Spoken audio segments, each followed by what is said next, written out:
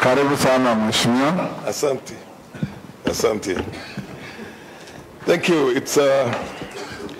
We've been through these same things, this debate on the separation of power and what kind of a democracy should work for us with Wachira Maina a good 30 years ago, over 30 years ago actually.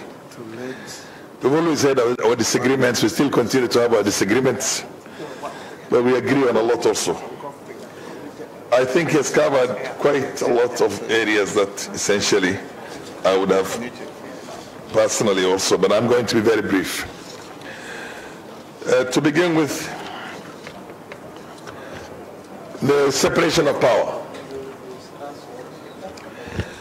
or what you call in Latin, trias politica.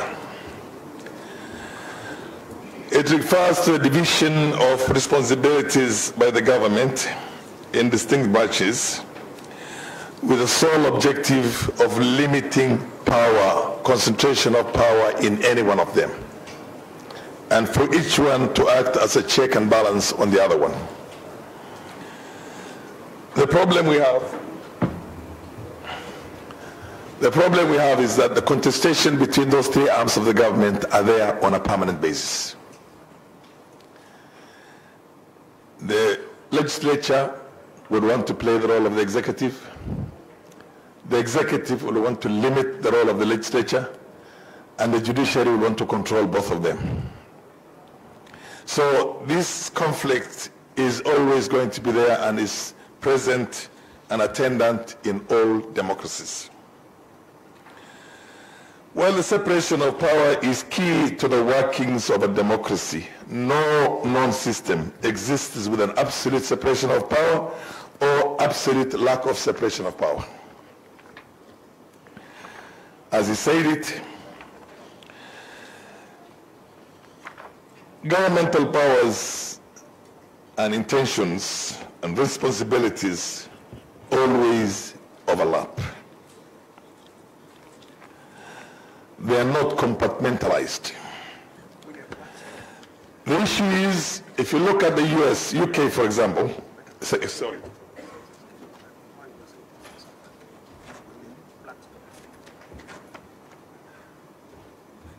If you look at the jurisdiction of the UK, which essentially was our original Westminster system of so-called constitution and lawmaking,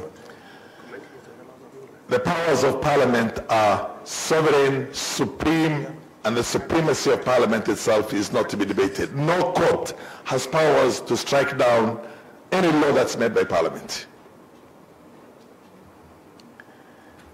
Any law that's made by Parliament. So the supremacy of the Parliament in UK is unfettered.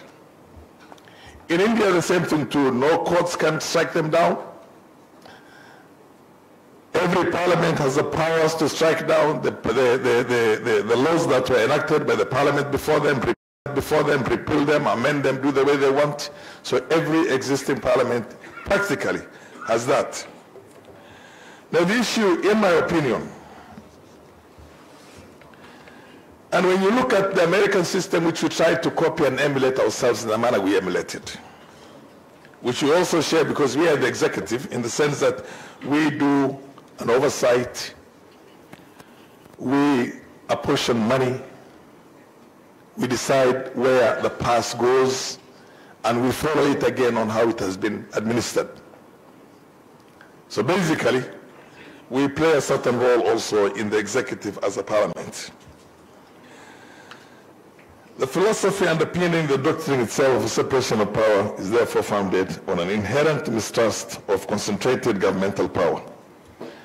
Early philosophers warned against unchecked power of government and instead settle on the balance of power. This balance must apply to power as much as it applies to the executive and must apply to the judiciary also. The judiciary cannot purport to legislate from the bench. When there is a lacuna in law, the best it can do is to tell Parliament there is a lacuna in law, so make the law. For them to go and try and borrow anything and everywhere, including what they call the basic doctrine, in my opinion, is the height of activism. Judiciary needs to be tamed also, and can be tamed by none other than Parliament itself. The separation embraces the idea that the powers of a sovereign government should be split between three strongly independent entities, preventing anyone or a group from gaining too much power over the others. When you look at the foundation of the American Constitution, which we purport to have borrowed, and I said this myself when we were trying to promulgate this Constitution that we have in here now, we tried to borrow from everywhere. We had a committee of experts that was composed of lawyers. There was not a single political practitioner in there, and one sociologist, who were trying to also push the role of the judiciary as well as their own roles. I want to revisit a little bit this issue of the two chambers in our case here.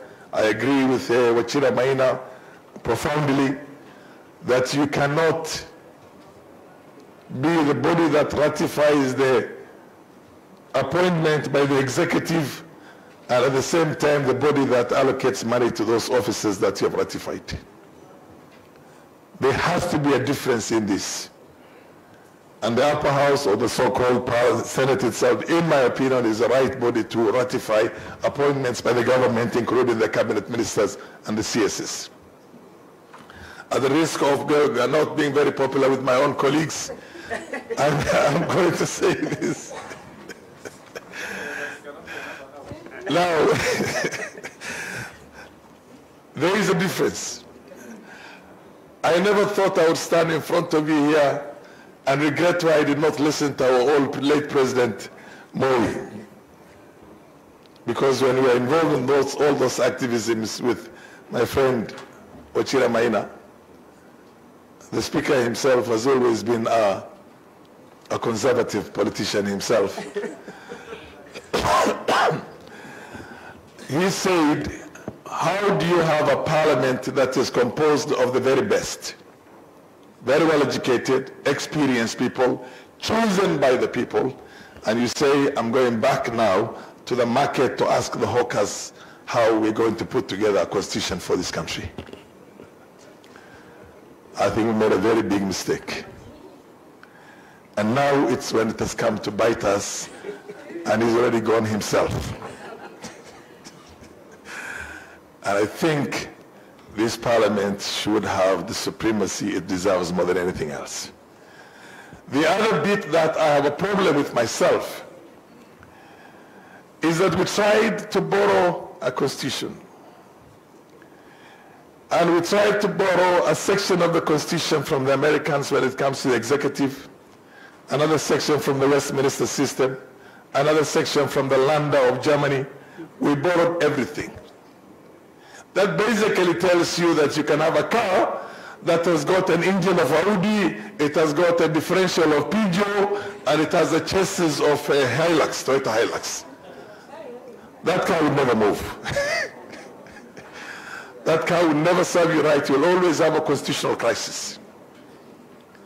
And I think the reason why we did not come here with American experts to tell us how their jurisdiction is where our heart is. Today in this seminar we have somebody from Australia, we have somebody from the Commonwealth, and we have somebody from Canada. And the system we have is very far from their systems, although we had a system with them before. My position is that constitutional amendments do not have to go to the people, except on the Bill of Rights. As he says it, issues that concern the Bill of Rights, issues that concern the governments we have, the Senate and the county governments, those ones, yes. But anything else, constitutional amendments should be done by Parliament. In my opinion, including, and not limited to, having cabinet coming from Parliament, because There is no way you can go ask somebody out there to give an answer on a pertinent ministry. You have a problem in Pokot. You have a problem in the Eastern Province of insecurity. And then I go to my fellow member of parliament from the member of parliament, the chairman of the security committee is who? Currently is who? Tongoy of Narok. Now I go to Tongoy of Narok to tell me how to help me with the insecurity in the Eastern Province. And then he's the one who's going to come and bring me an answer on the floor of the house. That doesn't work. I think we are all dying to go back to our system. That's why we have experts from Canada who we were closer to in the past, experts from Australia, and experts from the Commonwealth, and not a single expert from the US, United States of America. We have to have a system that works. We need to look at this thing critically ourselves. Somebody told me the other day, what business do you have of asking for CDF money? Go and make laws. Go and make laws. How do you tell me to allocate money to you and not follow up on how that money itself is going to be used? Or to allocate money for you to decide where that money goes and which priority goes where? We're the ones who hold the purse. And because we hold the purse, we have to have a role in that. And that happens in all democracies, for your information. So my position is, let's tame the judiciary, for the judiciary to remain within its own powers or not to try and do judicial activism from the bench. You cannot legislate from the bench. We will also limit our own role in as far as lawmaking and the role of the executive itself is concerned. So for me, I think it's a very long medical speech that I had, but because of time, I'll have to just say exactly what I've said right now.